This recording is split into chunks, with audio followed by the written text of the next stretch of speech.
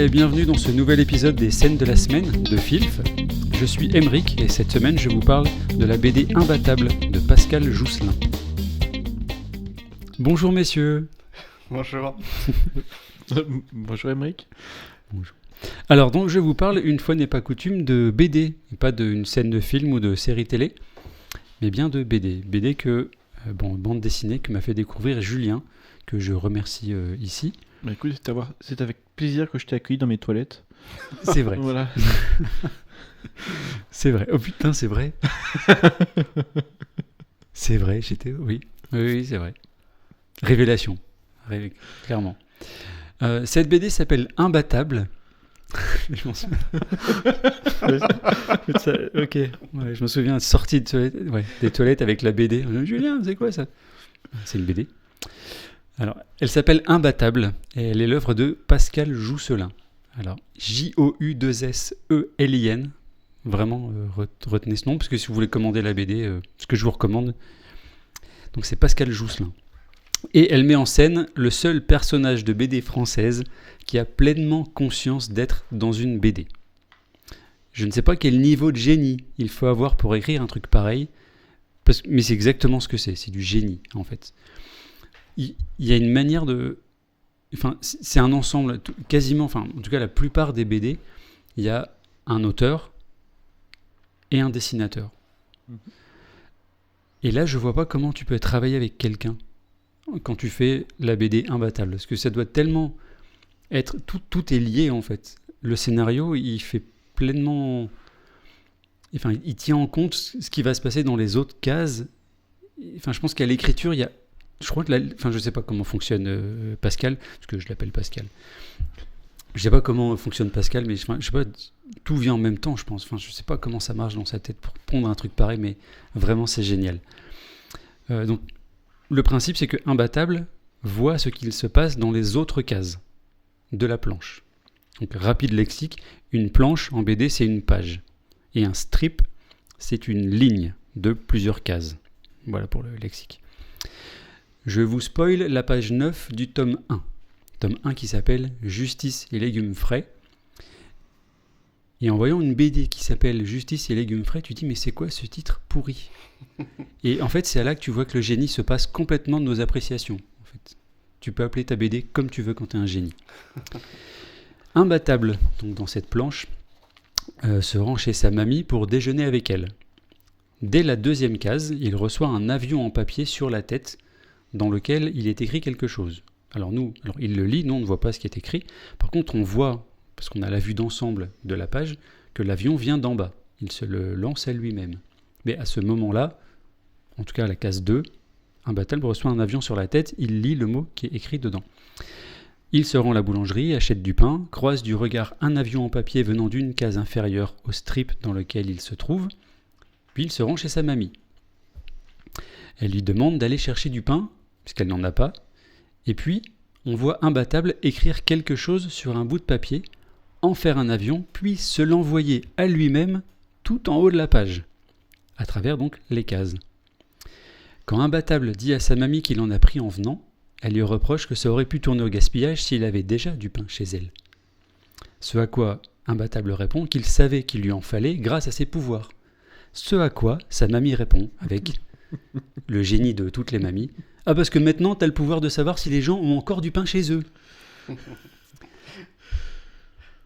Moi, ça m'a fait rire. Et en fait, donc c'est là où je parle de niveau de génie, c'est qu'en fait, il faut l'imaginer quand même, ça. Tu vois, il faut quand même l'imaginer. Et l'imaginer, c'est quand même une chose, mais il faut encore réussir à le mettre en scène dans une planche de BD, quoi. Et ça, c'est un exemple parmi 3 tomes. C'est bourré de cœur, c'est bourré de talent, c'est bourré de bonnes intentions. Julien, Non, mais c'est là où effectivement tu parlais de génie. Alors, pour la conception de la BD elle-même, je pense pas. C'est surtout une excellente connaissance de tout ce qui fait la bande dessinée. Donc de tous les codes. Il a dû en manger plein, enfin en lire plein, et puis on connaît plein par cœur. Donc là, c'est plus ces connaissances qui font la forme de la BD. Par contre, son génie est vraiment sur le contenu de ce qu'il fait de tout ça, quoi. Et voilà, c'est sur des détails, sur une transmission d'émotions dans ces BD, incroyable. c'est fou. Avec un personnage tout simple, enfin, Imbattable, alors, comme tu disais, c'est un personnage français sur lequel il appuie beaucoup, comme on a pu avoir avec Super Français, avec voilà, de Gottlieb. Mais ouais, le talent est vraiment dans ce qu'il arrive à transmettre avec ses outils qu'il utilise vraiment bien, quoi. Et je recommande de prendre les tomes dans l'ordre, parce qu'on monte en émerveillement, en fait. Il y a vraiment le tome 1, je trouve, il est là pour te présenter Imbattable, pour dire voilà ce qu'il est capable de faire. Tu rencontres Toody, donc son acolyte ado. Épelle-le parce que... Et effectivement, ouais, j'allais l'appeler. En fait, quand Toody se présente à Imbattable, il dit « Je m'appelle Toody ».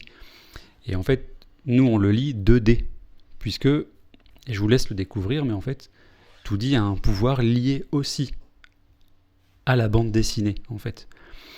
Et donc, Imbattable le comprend, Toody, T-O-U-D-I. Donc, à chaque fois que Imbattable va parler à Toody ou va parler de lui, on le verra écrit T-O-U-D-I. Alors qu'en fait, son nom, c'est 2D en vrai, mais il l'a dit en anglais, et ce nom a un gros lien avec ce qu'il est capable de faire dans cette BD, cet acolyte. Pareil pour tous les méchants d'ailleurs. Tous les méchants qu'on va rencontrer, parce que Imbattable étant un super-héros, il a des super méchants, des super vilains, et chacun d'entre eux a son propre pouvoir lié lui aussi à la BD, en fait. Et donc quand je dis qu'il faut... Allez, ça paraît logique de commencer le tome 1, tome 2, tome 3, mais comme c'est des strips un peu en mode Calvin et Hobbes ou enfin, je veux dire, Boule et Bill, c'est ça, ouais. Boule et Bill, Gaston Lagaffe, toi qui avait des histoires sur une seule page. On pourrait être tenté de prendre un peu n'importe laquelle et commencer par n'importe laquelle, mais vraiment je trouve qu'on gagne en émotion et en émerveillement en commençant par le premier, qui te présente Imbattable, donc ce qu'il est capable de faire. Un peu on commence à prendre présence son univers, ces gens qui gravitent autour de lui. Le tome 2 continue sur sa lancée avec quelques subtilités en plus émotionnelles, et c'est vraiment technique aussi en termes de trous dans la page. Il y a un trou dans la page qui fait que, si vous êtes sur la page de droite, il y a un trou dont vous voyez la page de droite suivante, mais quand vous tournez du coup cette page, vous voyez, c'est au niveau mise en scène, c'est difficile à expliquer, mais c'est assez prodigieux quand vous voyez un trou dans une page.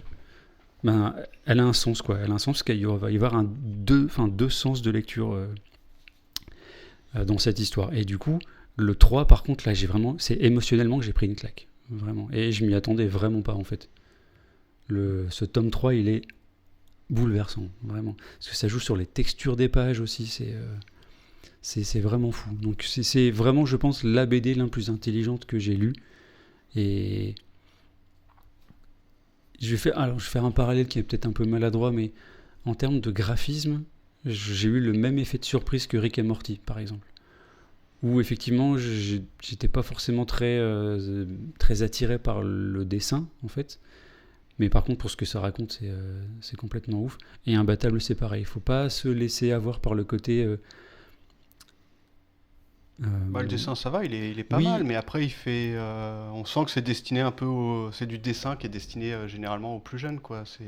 C'est peut-être pour ça. C'est pas péjoratif ce que je dis, mais en fait, le dessin paye pas de mine, en fait.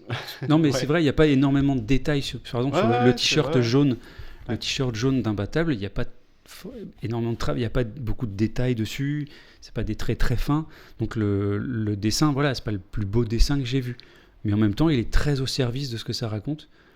Et c'est surtout, encore une fois, le fond est bouleversant par rapport à la forme, quoi. Donc, si vous voyez cette BD Imbattable, vraiment, allez-y, les yeux fermés, quoi. Après, je sais pas chronologiquement dans quel ordre ça s'est passé, parce qu'on retrouve Imbattable dans le journal de Mickey. Oui. Mais sous forme de strip, est-ce qu'on a des planches entières ou pas ? J'ai souvenir de strip, mais pas forcément de planches. Donc, effectivement, il y en a certaines qui passent en strip. Mais bon, donc, ça peut expliquer aussi sur cette volonté de blagues courtes et de dessins rapides à faire. Donc, un choix graphique plus simple, et de toute façon, qui colle très bien avec son univers au final. Oui. Donc, oui. Moi, ça me choque pas. Et tu voulais qu'on fasse un parallèle avec les lapins crétins. Et c'est vraiment en t'écoutant, en tout cas parler de l'émotion et du génie et de cette montée en puissance, que je vois le lien, en tout cas que je vois mieux le lien et comment on peut l'amener, parce qu'effectivement les lapins crétins vont utiliser tous ces outils, mais pour des BD De mise en scène, ouais. voilà, c'est de la mise en scène, c'est des BD pas très intelligentes, elles sont rigolotes, hein, mais Ouais, pour le coup, voilà, c'est vraiment, on veut faire passer du rire, alors qu'Amotable il arrive à toucher toutes les cordes émotionnelles. C'est incroyable. Donc, Oui, c'est vrai que c'est pas ce qui te vend au départ, quoi. T'as l'impression d'avoir juste une petite BD sympa pour Ouais, 8-10 ans, voilà, quoi. Et... Puis d'un seul coup, il y a une planche qui va te faire dire ah ouais, là quand même, c'est balèze. La page d'après, tu vas avoir un gros sourire. Et la page d'après, tu vas dire ah ouais, là, en fait, là, ça me touche, ça. Ah ouais. Et enfin, c'est très très Ouais, c'est fort, quoi. fort, c'est C'est tout. Enfin, moi j'ai craqué sur une autre planche, mais une dont tu nous as aussi parlé et envoyé sur WhatsApp quand tu étais tombé dessus, Oui. dont on parlera pas ici bien sûr. Mais C'est dans On va ouais. pas tout spoiler. Ouais. non, mais vraiment, voilà. faut... C'est celle-ci qui m'a vraiment eu. Mais enfin, pareil, hein, cette- quand... là, j'ai voulu raconter celle-ci parce qu'elle elle est hyper touchante et puis ça... Et puis, en même temps, c'est une des... Enfin, j'ai cherché quel exemple, toi, quelle page, quelle histoire dans cette BD présentée. En même temps, je pense que c'est la plus facile à décrire. À l'oral. Ouais, parce vois qu'il y a Oui. des idées Oui, oui. visuelles qui, Ah ouais, qui sont assez incroyables. Tu vois, là, j'ai essayé de me lancer expliquer trop dans une page.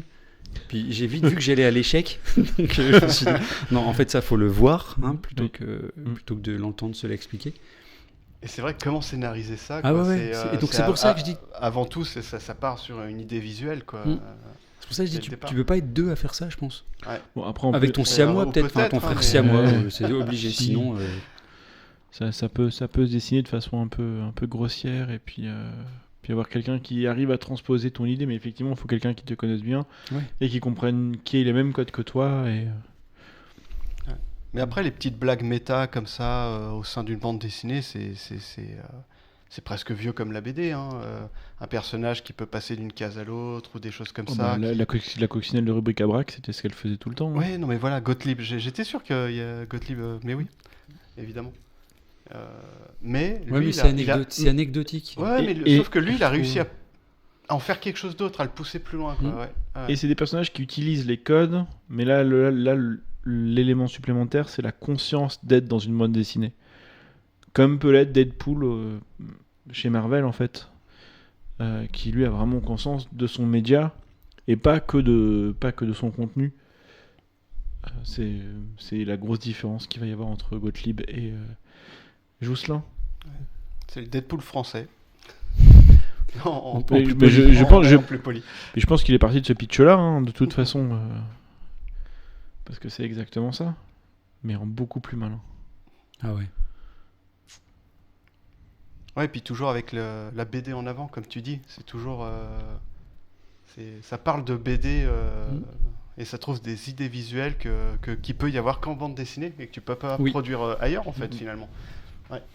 Tu les as pas lus, Alan? Non, j'ai toujours pas. J'ai vu quelques pages, mais j'ai toujours pas lu et il faut que je vous les pique. Oui. Carrément. Ah ouais, je sais. Et puis que je lise ça avec ma gamine, on va se régaler. Ouais. Mhm. Tout à fait. Oui. Donc voilà, c'était donc, je rappelle, la série de BD, il y en a 3. Imbattable de Pascal Jousselin. Et je recommande chaudement. Je ne suis pas sponsorisé Pas encore. par Pascal. Pascal, si tu m'écoutes, le tome 4, je veux bien. Merci messieurs. Et merci à Merci vous à de nous toi. avoir écoutés. Merci, salut. Au revoir. Salut.